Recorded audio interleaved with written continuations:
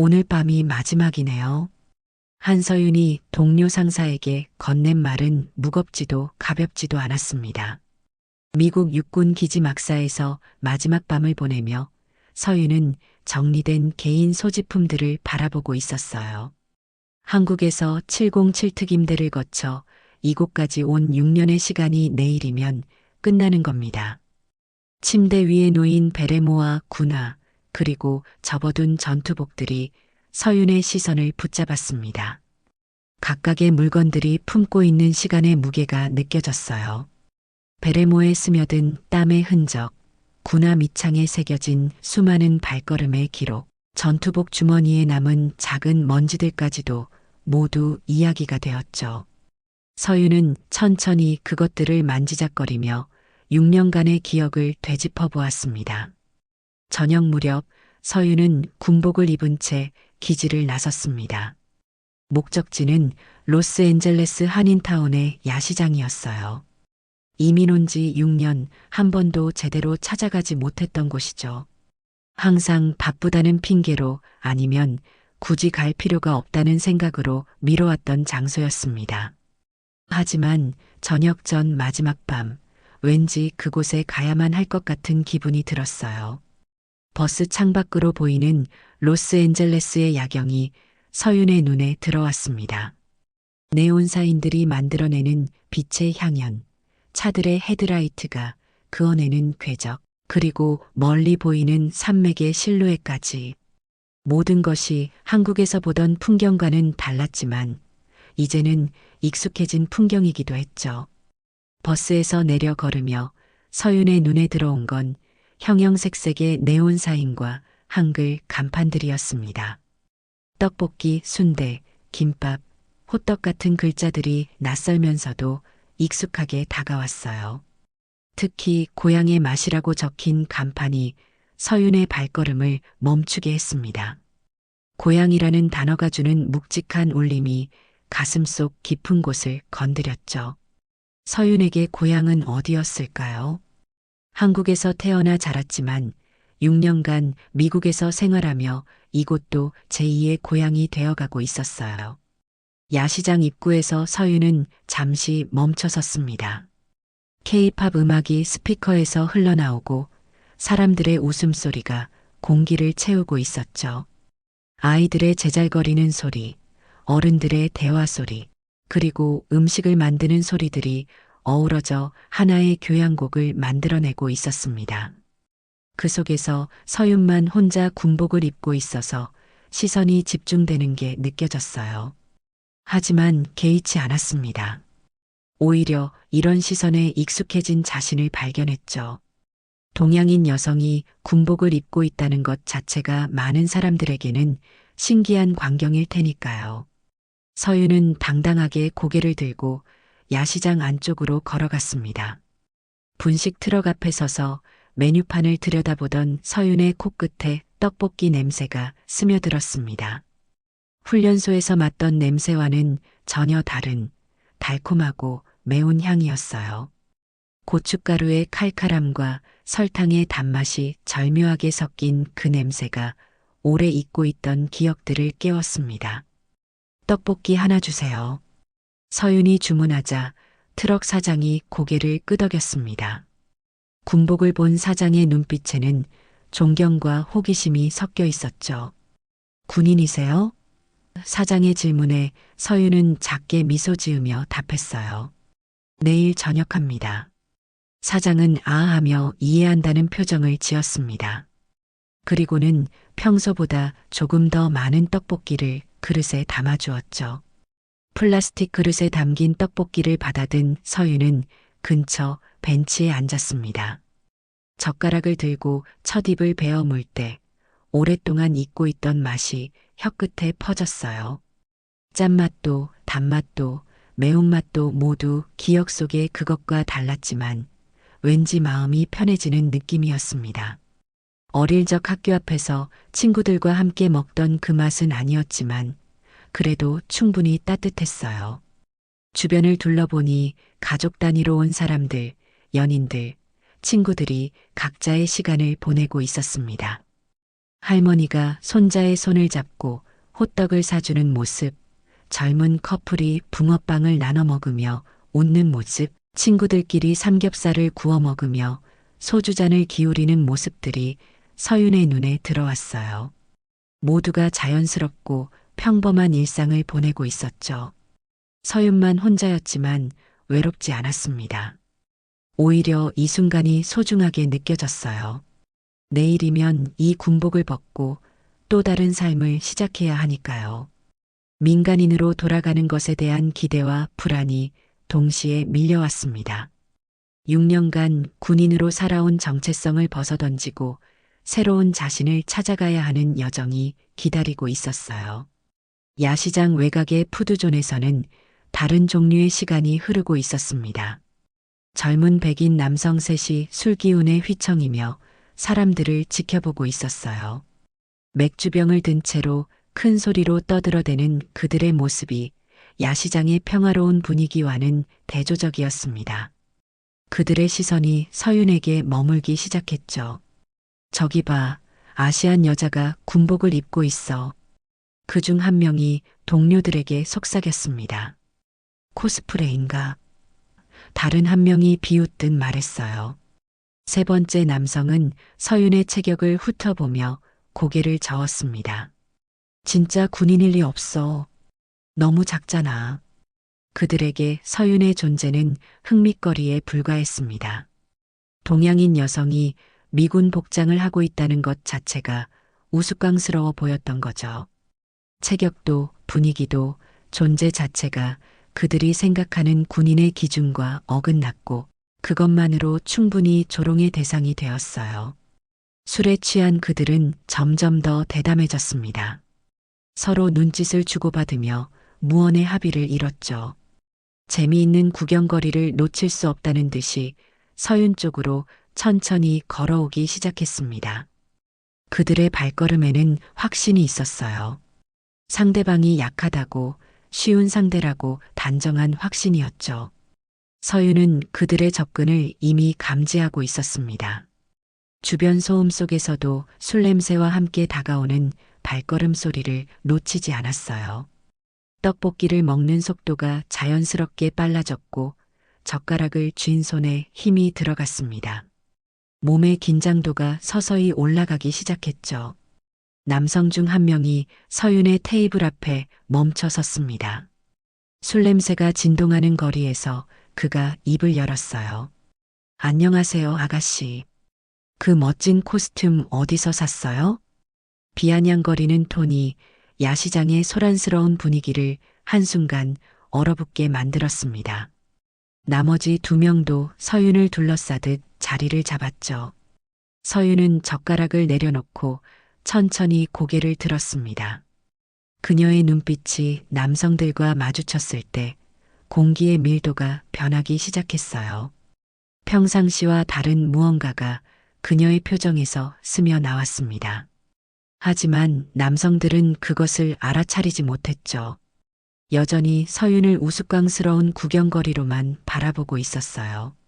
진짜 군인인 척하는 거예요? 아니면 할로윈 파티라도 있나요?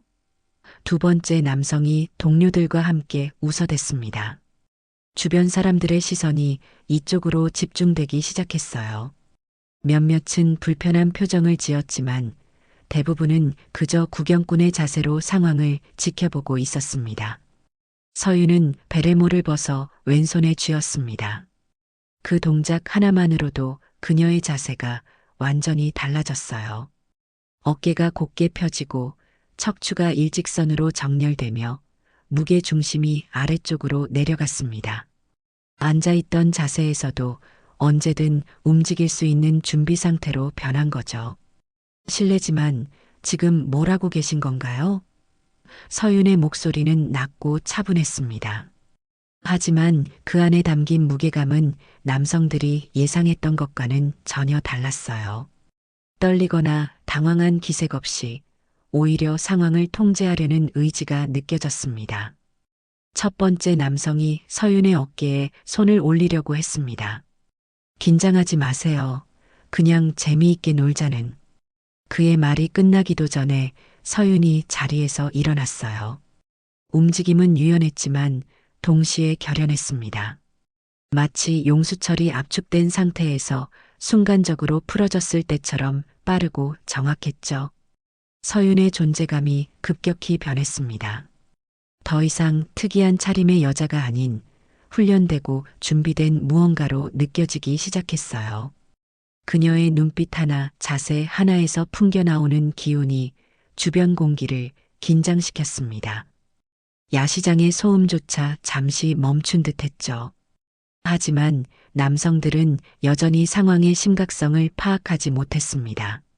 술기운과 선입견이 그들의 판단력을 흐렸어요. 서윤이 보여주는 변화의 신호들을 단순한 허세로 받아들였습니다. 오, 무서워라.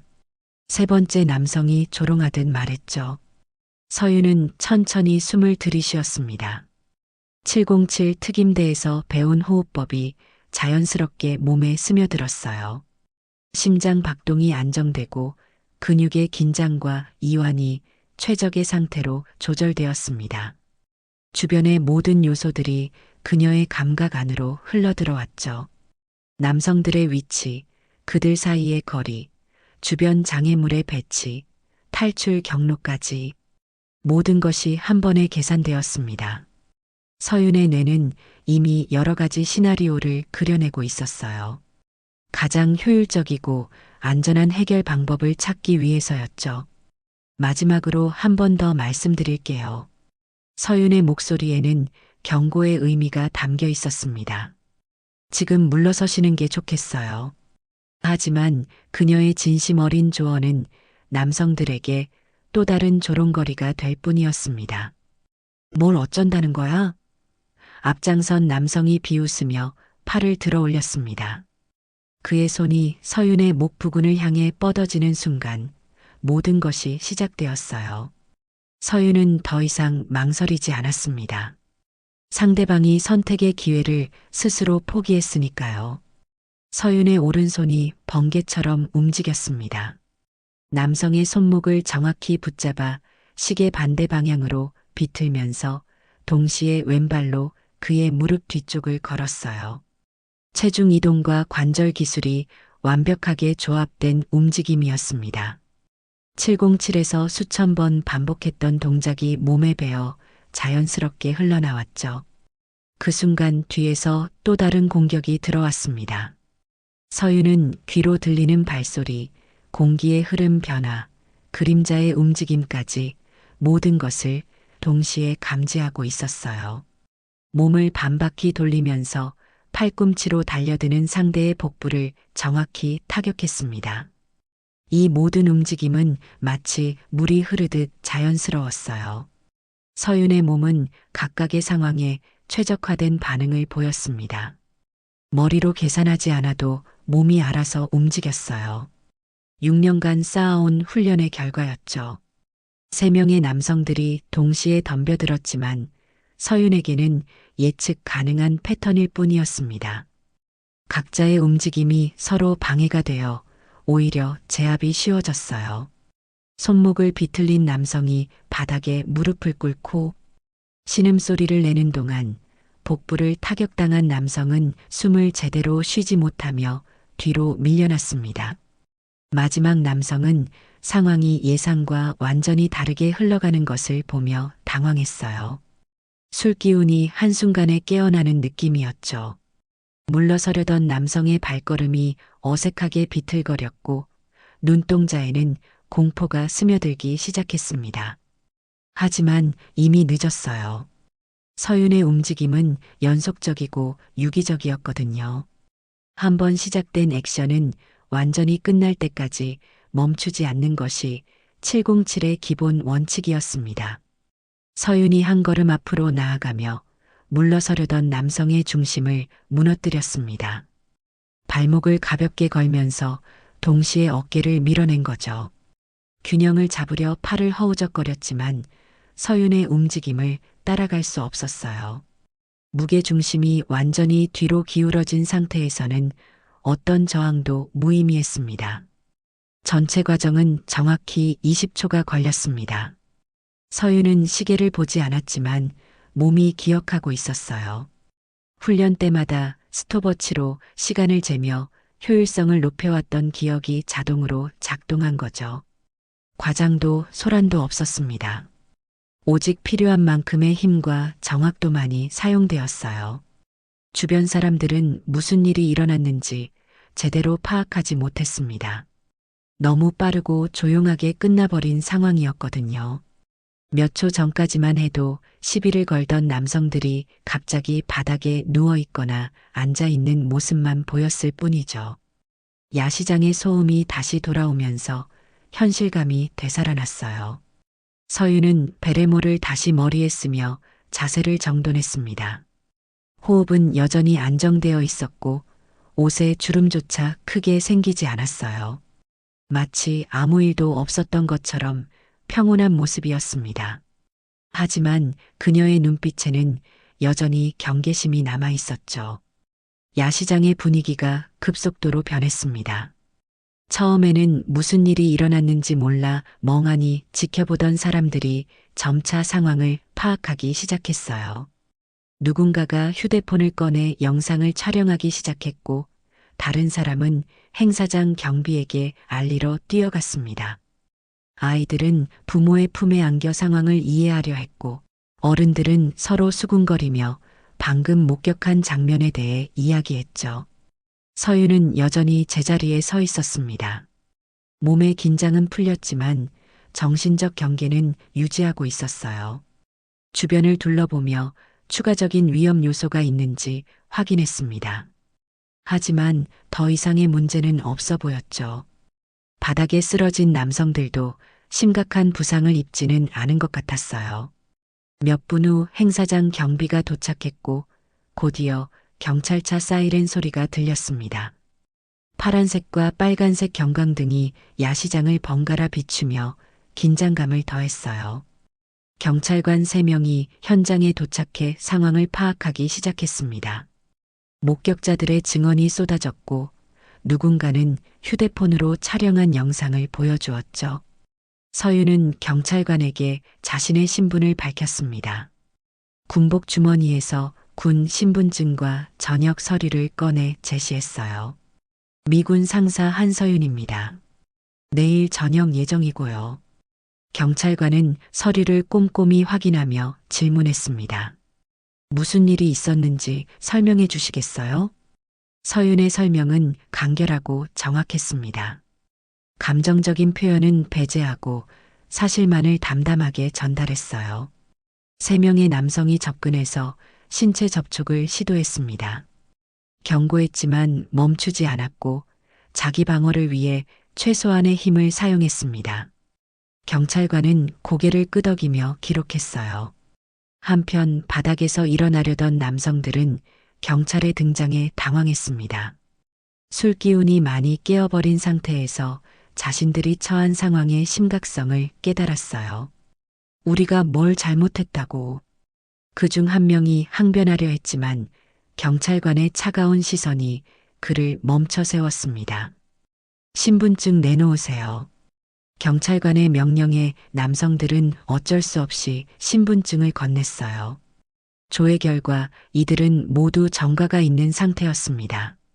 공공장소에서의 소란, 음주 관련 위반 사항들이 기록에 나타났죠. 특히 그중 한 명은 가정폭력으로 유죄 판결을 받은 이력도 있었어요. 여러분이 방금 건드린 분이 누구인지 아세요? 경찰관이 남성들에게 물었습니다. 현역 미군 상사입니다. 연방정부 소속 군인에게 폭력을 행사한 것은 단순한 폭행이 아니에요. 남성들의 얼굴이 창백해졌습니다. 그들은 그저 재미삼아 시비를 걸었을 뿐인데 상황이 이렇게 심각해질 줄 몰랐던 거죠. 경찰관은 계속해서 설명했습니다. 연방법에 따르면 군인에 대한 폭행은 가중처벌 대상입니다. 특히 현역 군인의 경우 더욱 그렇죠. 게다가 여러분은 인종차별적 발언까지 했다고 목격자들이 증언하고 있어요. 남성들은 서로를 바라보며 절망적인 표정을 지었습니다. 목격자들의 증언도 남성들에게 불리했습니다. 야시장을 찾은 한인 가족의 아버지가 증언했어요. 저 군인분은 아무것도 하지 않았어요. 오히려 여러 번 경고했는데 술 취한 사람들이 계속 괴롭혔죠. 코스프레라고 조롱하고 만지려고 했어요. 분식 트럭 사장도 같은 취지의 증언을 했습니다. 경찰은 남성들을 수갑으로 체포했습니다. 공공장소에서의 폭행 시도, 현역 군인에 대한 위협, 인종차별적 괴롭힘 혐의로 체포합니다. 수갑이 채워지는 소리가 야시장에 울려 퍼졌어요. 구경꾼들은 이 장면을 지켜보며 고개를 끄덕였습니다. 당연한 결과라는 표정이었죠. 새벽 공기가 차갑게 느껴지는 아침이었습니다. 서윤은 저녁 절차를 마치고 기지에서 나오며 깊은 숨을 들이쉬었어요. 6년간의 군 생활이 공식적으로 끝나는 순간이었죠. 손에 들린 전역증과 개인 소지품이 담긴 가방이 새로운 시작을 알리고 있었습니다. 하지만 서윤이 모르는 사이에 세상은 이미 뒤집어지기 시작했어요. 전날 밤 야시장에서 일어난 일이 소셜미디어를 통해 폭발적으로 퍼지고 있었거든요. 누군가가 촬영한 영상이 유튜브, 틱톡, 인스타그램에 동시에 올라갔고 조회수가 기하급수적으로 증가하고 있었습니다. 해시태그 707 출신 여군, 현실판 액션 영화, 미군 상사의 진짜 실력이 트렌딩에 올랐어요. 댓글들이 폭주하기 시작했습니다. 이게 진짜 군인의 자세다. 아시아 여성에 대한 편견을 완전히 깨뜨린 순간 같은 반응들이 쏟아졌어요. 미군 기지에서도 긴급 상황이 벌어졌습니다. 소셜미디어에서 화제가 된 영상의 주인공이 자신들 부대 소속이라는 사실이 확인되자 상급 부대에서 즉시 조사 지시가 내려왔어요. 한서윤 상사 사건 관련 긴급 보고서 작성하라는 명령이 떨어졌습니다. 군 당국은 이 사건이 미군의 이미지에 미칠 영향을 심각하게 우려했죠. 조사가 시작되자 놀라운 사실들이 드러났습니다. 서윤의 군 복무 기록은 완벽했어요. 707 특임대 출신으로 한국에서 이미 검증된 실력자였고 미군 복무 중에도 모범적인 평가를 받아왔습니다. 특히 근접 전투 교관으로도 활동했던 기록이 있어서 전날 밤의 대응이 전혀 우연이 아니었음이 확인되었죠. 군 수사기관에서는 사건의 전말을 철저히 조사했습니다. 야시장 주변 보안 카메라 영상을 모두 확보하고 목격자들의 진술을 재차 확인했어요. 결과는 명확했습니다. 서윤의 대응은 완벽한 정당방위였고 오히려 최대한 절제된 수준의 힘만 사용했다는 평가가 나왔습니다. 한편 체포된 세 남성의 상황은 급속도로 악화되고 있었습니다. 처음에는 단순한 소란 정도로 생각했던 그들의 변호사조차 사태의 심각성에 경악했어요. 변호사가 구치소에서 그들에게 말했습니다. 이건 그냥 쉽게 넘어갈 사안이 아니에요. 온라인에서는 신상털기가 시작되었습니다. 네티즌들이 자발적으로 체포된 남성들의 신원을 추적하기 시작한 거예요.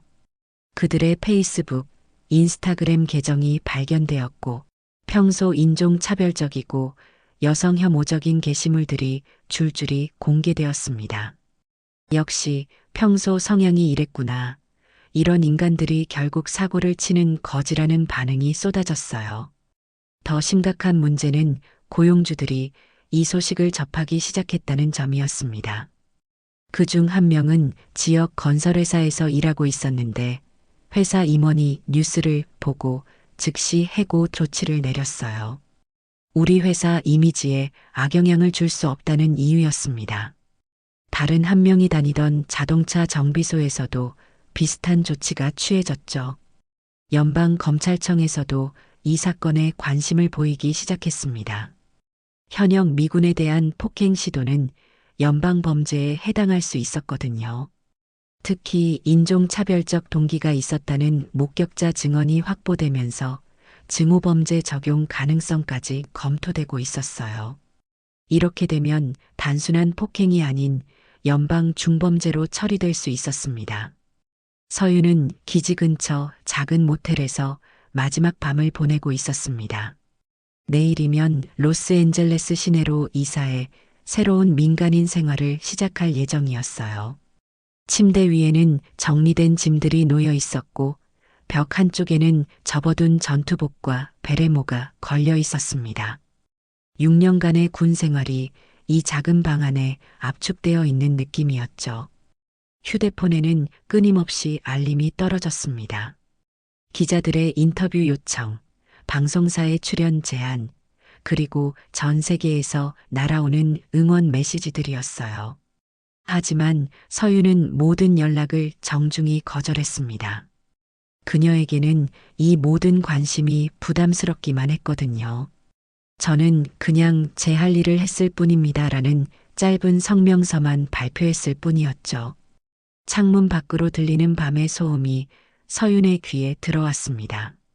차량의 엔진 소리, 멀리서 들려오는 음악, 그리고 사람들의 웃음소리까지 모든 것이 평범한 일상의 소리였어요. 하지만 서윤에게는 이제 그 평범함 속으로 들어가야 하는 두려움과 기대가 동시에 느껴졌습니다. 군복을 벗는다는 것의 의미를 서윤은 천천히 되새겼어요. 6년간 몸에 밴 규칙과 절차, 명령과 복종의 체계에서 벗어나 스스로 판단하고 결정해야 하는 삶으로의 전환이었습니다. 민간인으로서의 자유로움과 동시에 그 자유가 주는 책임감도 무거웠죠. 서윤은 베레모를 손에 들고 살펴보며 생각에 잠겼습니다. 이 작은 모자가 상징하는 것들이 얼마나 많았는지 새삼 깨달았어요. 명예, 의무, 희생, 그리고 동료애까지. 707에서 시작된 군인으로서의 정체성이 미군에서 완성되었고, 이제는 그것을 내려놓아야 하는 시간이었습니다. 하지만 완전히 내려놓을 수 있을까요? 서윤은 자문했습니다. 몸에 밴 경계심, 위험을 감지하는 능력, 그리고 누군가를 지키려는 본능까지. 이 모든 것들이 과연 군복과 함께 벗어질 수 있을까 싶었어요. 아마도 평생 가져갈 것들일 거라는 생각이 들었습니다. 전화벨이 울렸습니다. 한국에서 온 전화였어요. 707 시절 동기였던 친구의 목소리가 들렸습니다. 야, 너 완전 유명해졌더라. 뉴스에서 봤는데 정말 멋있었어. 친구의 목소리에는 자랑스러움이 가득했어요. 그때 훈련받은 게 헛되지 않았구나. 친구와의 짧은 통화 후 서윤은 더욱 깊은 생각에 빠졌습니다. 과거와 현재, 그리고 미래가 모두 연결되어 있다는 것을 느꼈어요. 한국에서의 경험이 미국에서의 삶을 만들어 왔고, 지금의 결정이 앞으로의 인생을 좌우할 것이었습니다. 내일부터는 한서윤이라는 이름으로 새로운 삶을 시작하게 됩니다. 더 이상 상사라는 호칭도 군인이라는 정체성도 없는 그냥 한 명의 시민으로서 말이에요. 그것이 두렵기도 했지만 동시에 설레기도 했습니다. 자신이 원하는 대로 살 수 있는 진짜 자유가 시작되는 것이니까요. 서윤은 마지막으로 군복을 정리하며 마음을 다잡았습니다. 과거를 잊지 않되 미래를 향해 나아가자는 다짐을 했어요. 언젠가 다시 누군가를 지켜야 할 순간이 온다면 그때는 군인이 아닌 한 명의 시민으로서 당당히 행동하겠다는 의지를 품었습니다. 서윤은 기지 근처 작은 모텔에서 마지막 밤을 보내고 있었습니다. 내일이면 로스앤젤레스 시내로 이사해 새로운 민간인 생활을 시작할 예정이었어요. 침대 위에는 정리된 짐들이 놓여 있었고 벽 한쪽에는 접어둔 전투복과 베레모가 걸려 있었습니다. 6년간의 군 생활이 이 작은 방 안에 압축되어 있는 느낌이었죠. 휴대폰에 뉴스 알림이 떴습니다. 야시장 폭행 시도범들 중형 선고 확정이라는 제목이었어요. 서윤은 기사를 클릭해 읽어보았습니다. 연방 검찰청의 강경한 기소와 재판부의 엄중한 판결이 이어진 결과였죠. 주동자는 8년, 나머지 2명은 각각 5년과 6년의 실형이 선고되었어요. 재판 과정에서 드러난 그들의 과거가 충격적이었습니다. 주동자는 이미 여성에 대한 폭행으로 2번의 전과가 있었고, 인종차별적 발언으로 직장에서 경고를 받은 이력도 있었어요. 다른 2명 역시 음주 관련 사건과 공공장소 소란으로 여러 차례 처벌받은 상태였습니다. 판사는 반복되는 범행과 현역 군인에 대한 고의적 폭행 시도를 엄중하게 판단했다고 밝혔어요. 더욱 참혹한 것은 그들의 사회적 몰락이었습니다. 주동자가 다니던 건설회사는 사건 직후 즉시 해고, 조치를 내렸고 업계 내에서 그의 재취업은 사실상 불가능해졌어요. 2번째 남성이 운영하던 작은 정비소는 고객들의 외면으로 인해 결국 문을 닫아야 했습니다. 온라인 리뷰에는 인종차별주의자가 운영하는 곳이라는 혹평이 쏟아졌거든요. 3번째 남성은 상황이 가장 비참했습니다. 그는 지역 대학에서 시간 강사로 일하고 있었는데 대학 측에서 교육자로서 부적절한 행동을 이유로 계약을 해지했어요. 학부모들의 거센 항의와 학생들의 반발이 이어진 결과였죠. 교육계에서의 경력은 완전히 끝난 셈이었습니다. 가족들도 연쇄적인 피해를 입었습니다. 주동자의 아내는 직장 동료들의 시선을 견디지 못하고 이혼을 요구했어요. 아이들은 학교에서 아버지 때문에 괴롭힘을 당했고 결국 전학을 가야 했습니다. 우리 아빠가 그런 사람이 아니에요라고 울먹이는 아이의 모습이 언론에 보도되면서 더욱 큰 파장을 일으켰죠. 변호사비만으로도 수십만 달러가 들어갔지만 결과는 참담했습니다. 변호사들조차 이보다 더 불리한 상황은 본 적이 없다고 토로할 정도였어요. 영상 증거, 목격자 증언, 그리고 피해자의 완벽한 신원까지 모든 것이 그들에게 불리하게 작용했습니다. 교도소에서의 생활도 순탄치 않을 것으로 예상되었습니다. 수감자들 사이에서도 군인을 해친 죄로 따돌림을 받을 가능성이 높았거든요. 특히 미군 출신 수감자들이 많은 연방 교도소에서는 더욱 그럴 것이었어요. 그들의 앞날은 암울하기만 했습니다. 출소 후에도 상황은 나아지지 않을 전망이었습니다. 중범죄 전과자로 분류되어 취업은 거의 불가능했고 인터넷에 영구히 남을 영상과 기사들로 인해 사회 복귀는 요원해 보였어요. 한순간의 잘못된 판단이 인생 전체를 망쳐버린 셈이었습니다. 서윤은 기사를 다 읽고 휴대폰을 내려놓았습니다. 통쾌함보다는 씁쓸함이 더 컸어요. 그들이 받은 처벌이 마땅하다고 생각했지만 동시에 한순간의 선택이 얼마나 큰 결과를 가져오는지 새삼 깨달았습니다. 자신의 행동 역시 많은 사람들의 인생을 바꿔놓았다는 책임감이 무겁게 다가왔죠. 창밖을 바라보며 서윤은 생각했습니다.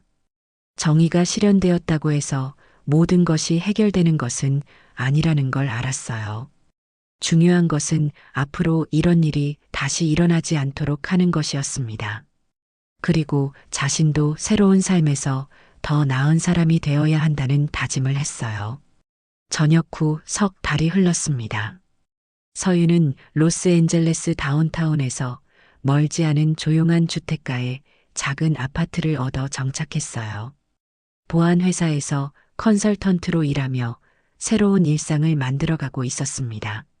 아침에 일어나면 커피를 내리고 출근길에 라디오를 들으며 퇴근 후에는 동네 헬스장에서 운동하는 평범한 시민의 하루였죠. 벽 한쪽에는 접어둔 군복과 베레모, 그리고 조그맣게 인화된 사진 한 장이 걸려 있었습니다. 저녁 전 마지막 야시장 날 서윤이 떡볶이를 사들고 벤치에 앉아 있었던 장면을 누군가 찍어준 것이었어요. 군복보다 그날의 표정이 더 오랜 시간 남았습니다. 단순하지만 평온했던 그 순간이 지금의 삶과 닮아 있었어요. 어느 토요일 오후 서윤은 평소처럼 한인타운 야시장을 찾았습니다.